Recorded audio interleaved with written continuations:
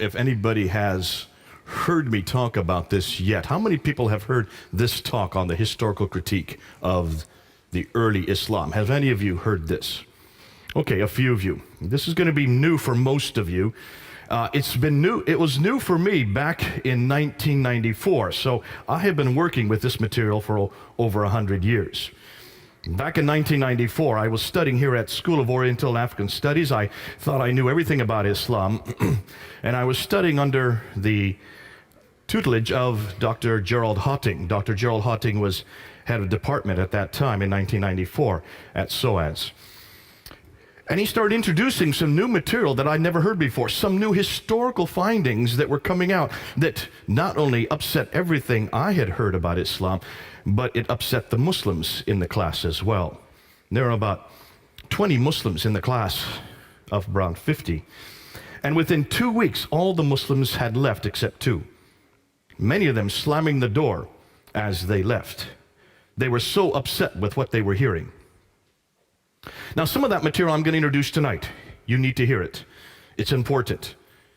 Because what I'm going to do tonight is what was done about really against our Bible, and legitimately so back in the 1800s, when people started asking the same questions about the Bible. Can we look and see whether or not these people called, well, Abraham, for instance, did he actually exist? Is there somebody, are there customs that we can look at? Are there things that actually place him in the 19th century or 1900 BC outside of the Bible that support what he said, what he did? The same thing with Moses, the same thing with David. Moses in 1400 BC, David in 1000 BC. And back in the 1800s, when these questions came up, the church wasn't ready for it. We had not really asked these questions, and shame on us for not doing so. And I think every religion that claims to be historical, as almost every religion does, every religion has historical characters that live in a place, doing certain events at a certain time. Names, dates, places, and events. Those are the four historical questions we should ask of every book, not just the Bible, the Upanishads, the Vedas, the Bhagavad Gita, the Book of Mormon, the Granth Sahib, all of these different books that are claimed to be religious books, and certainly of the Qur'an. So what we're going to do today is all these questions that have been asked of the Bible. In fact, it was the Bible that almost every one of these questions were first asked. No, it really didn't exist before the Bible. There was no historical criticism before biblical criticism was created. Historical criticism is biblical criticism, or you might say the other way around. Biblical criticism is historical criticism. Redacted criticism, source criticism, all these literary criticisms were all applied to the Bible first, and now for the first time we're applying them to Islam. And this is what Gerald Hotting was introducing me back in 1994. So let's do that. Let's unpack it. And we're going to go through and start showing you what we're now finding. Now, what I'm going to say tonight, I may not say in a year from now. The reason why is because there is so much new material coming down the pike.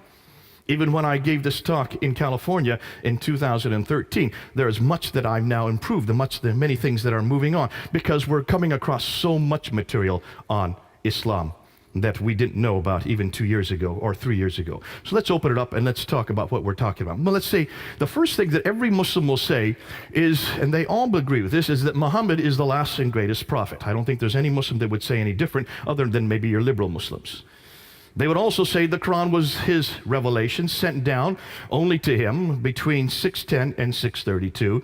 It's the final revelation. It's the greatest revelation. It's the seal of all revelations, like Muhammad is the seal of all prophets. He is the final prophet. Whether you are radical, whether you are nominal, maybe not the liberals. And many of the liberals are starting to question. In fact, many of the liberals here in Britain are starting to ask the questions I'm going to ask tonight. But certainly 99% of Muslims around the world would all agree that Muhammad is the greatest prophet, the final prophet, and the Quran is the greatest revelation, the final revelation. Therefore, Islam is the final religion based on Muhammad's life and sayings, the Sunnah, and on the Quran's teachings. Remember last week we talked about the whole paradigm that was introduced by Ibn Taymiyyah in the 1300s, that paradigm that suggested and also acclaimed to be a good Muslim, you must go back to the Quran, modeled by Muhammad, the book of the man, the book of the man, the book of the man, right? Remember that? I think I said it so many times it almost got plastered on my lips. And you probably walked away thinking that's all I can talk about, the book and the man, the book and the man. Because we start from the same paradigm, the book and the man. It's just another book, another man. So what I want to do today is I want to look at the man. Let's look at that man. Next week, we're going to look at the book. I'm going to start with the man. I'm going to start with Muhammad. I'm going to start with his biography. And then next week, we're going to unpack the Qur'an, which gets even better. All right? And to do that, let's see, of course, why am I doing that? Is because these are the foundations of Islam. It is the Qur'an that is the book. It is Muhammad that is the man. So let's investigate both Muhammad and the Qur'an. Now, what's the classical account? This is the account that you've all heard. This is what you're taught in every school. This is still what is being taught in every university. It's still being taught in most every corner of the world. This is the classical account that you've only, and this is one you'll agree with. You've never heard any other story. You've all been told that Muhammad was born in 570. Has anybody heard any different? No. There's no reason not to hear any different, because that's all that we've ever heard. We also have been told that in 610, he went away from Mecca, he went to the Hira cave, which he would go there quite often to meditate. And there in the middle of while he was meditating, suddenly an angel appeared to him, Jibril, and says, Akra, that means recite. His response was, Ma Akra, I cannot recite, because he could not read or write. So the angel squeezed him, then said a second time, Akra. And his response was, Ma'akara, I cannot read or write. And he was squeezed a second time. This happened 3 times. Finally, the angel let him go, and he ran back to Mecca, went to Khadija, his only wife at that time. Khadija was the woman that was very wealthy. She had her own caravans. She employed Muhammad as her caravan leader. She married him. And she had a little test for him when he came back. She asked him to first sit on one leg and asked him, was this an angel that talked to you? He said, yes. She asked him to sit on the other leg and said, are you sure this was an angel that talked to you? He said, yes. She finally disrobed in front of him and then asked the third time, were you sure that this was an angel? And he said, yes. After that, she knew he was telling the truth, because no angel would ever be in her presence disrobed. So she went and told her cousin, Waraka ibn Nawfal, what Muhammad had said. Waraka ibn Nawfal was a Nestorian Christian, so we're told, according to traditions. And it was Waraka ibn Nawfal that then turned to Muhammad and said, truly, what has happened to you, you have been seen by an angel. This is a revelation that is coming to him, that you are a prophet. Interestingly, it's a Nestorian Christian that gives the authority for Muhammad as a prophet, one of the ironies of history. After that happened, then many revelations started to come from 610 on, and we call these the Meccan revelations. Up from 610 to 622, he started receiving these revelations that are in the second part of the book, the latter part of the Quran. In 621, he woke up in the middle of the night, and he was told by the angel to get on the back of a winged horse called the Burak, which flew him up to Jerusalem. And there, at the rock, where the dome is now built, the Dome of the Rock, at that rock he then ascended to 7 heavens, met Allah. Allah said to pray 50 times a day. So he came down to the 5th heaven, met Moses, and asked him, how many times did he ask you to pray? He said, 50. That's way too many. Go back up and see if you can get it down. So he goes back up to Allah and gets it down to 45. He comes down to the 5th heaven, and Moses says, see if you can get it down more. And so he bounced back and forth between the 7th and the 5th heaven, bringing it down from 45 to 40 to 35, down to 15, 10, and finally 5 prayers.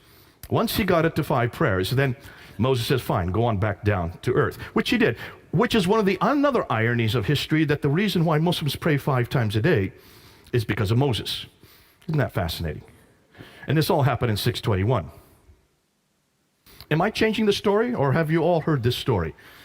So far, I've kept exactly to what every Muslim will tell you. In 622 then, he then moves from Mecca up to Medina. This is called the Hijrah, the Exodus. And he moves, some of the traditions say there were 80 of his followers, others say there were 200.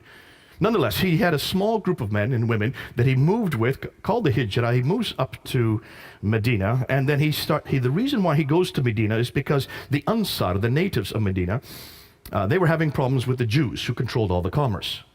They needed someone who was neutral to arbitrate between them, and so that's why they brought Muhammad up. He was neutral. So he was there as an arbiter between the Ansar, the Arabs, and the Jews. Now, that arbitration happened for about 2 years. That continued for 2 years, from 622 to 624. It didn't work because after 624 then, that arbitration broke down. He still continued to receive revelations, and these revelations continued from 622 to 632, the last 10 years of his life. Once these arbitrations broke down, once the Jews no longer accepted him as a prophet, he no longer accepted them. And that's where the problems began between Muhammad and the Jews. And we talked about that last week, so I don't need to go through that. You know what I'm talking about. In 630 then, he goes from Medina and he just walks right into Mecca and takes it over. No war, no battle, he takes it over. And then he dies in 632. Some say he was poisoned, but what we do know is that he did die, and that's at that time the Qur'an had yet been written down. It had been memorized by many of the companions. Parts of it had been written on bones, stones, some had been written on bark, but it had not been written down completely when he died. After he died, Abu Bakr takes over. Abu Bakr rules from 632 to 634. He dies normally. Then Umar takes over, and he goes and rules from 634 to 644, the next 10 years. He then is killed. Uthman takes over, and he then rules from 644 to 656. It's during his ruling, the third caliph, his ruling, that the Quran was written down. We're going to talk more about that next week, because that's problematic. 650 to 652 is when the Quran was finally written down, roughly 18 to 20 years after Muhammad's death. This is what the classical account says. This is what I've been taught. This is what you've been taught. This is the only story you're going to hear. And then Uthman is killed, and Ali, the adopted son of Muhammad, then takes over, and he is considered to be the legitimate heir because he is adopted by Muhammad. Muhammad didn't have any heirs. He had 2 sons, but they died in childbirth. He had 4 daughters, but they could not be his heirs. And that's why Ali had to be his heir. Ali then takes over, and then he is killed at the Battle of Siffin in 661. Now, that is the story you've all heard. Have any of you heard any other story? No, I don't hear and see any hands. For a very good reason. There is no other narrative. That's the only narrative we're given. There you can see now where this is all happening. It's all happening in this red area here, from the birth of Muhammad in 570 up until the death of Muhammad in 632. Everything that took place during Muhammad's life is in that red area. Now, when should that have been written down? You would like to think it was written down, everything I've just told you should have been written down while Muhammad was still living, or immediately afterwards, right? You would like to think so. It would make sense, because we're not talking about a time when people could not read or write. People could read or write. Listen, the Bible had been written long before this. We have a copy of the New Testament right here in London from the 4th century. This is the 7th century. 300 years earlier, they had already written the Bible down, and certainly people could read or write in this part of the world. Why? Because take a look and see what they controlled. They now controlled the central part of Arabia. These people were merchants. They should have been able to read or write. Muhammad could not, but certainly Khadija could, his wife. And he has a secretary named Zayd ibn Thabit. Zayd ibn Thabit is his secretary. What do secretaries do? They write, don't they? By definition, he should have been able to read or write. So you would have hoped that someone could have written down all the story that I'm just telling you about in this period, or immediately after here. When do you think this story that I've just told you was written down? It wasn't written in that period at all. It wasn't written in the 7th century at all. Not even the same century that Muhammad lived. In fact, it first gets written down by this man here, Ibn Ishaq, in 765. Muhammad died in 632. But we don't have any of his material. We're dependent on this man here, Ibn Hisham, to know about what Muhammad did. We have nothing before Ibn Hisham. And look at the date when he died, 833. 632 Muhammad dies. We have no biography of Muhammad until 833. That's 200 years later. Here you can just this is my own little timeline that I put in my own hand. So basically what we're saying is, everything we know about Muhammad, about what he did, doesn't get written down till over here, 200 years later. What about his sayings? Al-Bukhari is the one that first writes down his sayings. Al-Bukhari is given 600,000 akbars, 600,000 of these sayings, and he's to throw out those that were fraudulent. So he whittles them down, right down to 7,397. From 600,000, he whittles them down to 7,397. That's just 2%. He throws out 98% and only retains 2%. And when was that done? In 833. That's 240 years later. How did Al-Bukhari know what to retain? How did Al-Bukhari know what to throw out? Did he know Muhammad? No, he didn't. He lived 240 years later. Did he live in that area? No, he didn't. He lived hundreds of miles away and hundreds of years later. So why did it take them 240 years to write down what Muhammad said? What about the tafsir, which would be the commentaries on the Quran, which is what Muslims must need in order to know how to interpret the Quran? You have many, many tafsir. You have Al-Tabari. In fact, Al-Tabari is the first to write down a tafsir.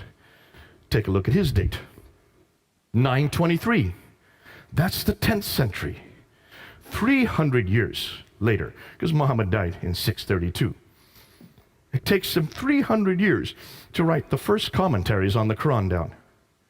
And the histories, the Tahriq, which are all the histories of mankind leading up to Muhammad, they're first written down by Al-Tabari in 923. Again, the 10th century. Now, there are many that write after Al-Tabari. There's Baidawi, Zamakhshari, Suyuti. The names go on and on, but they all come after 923.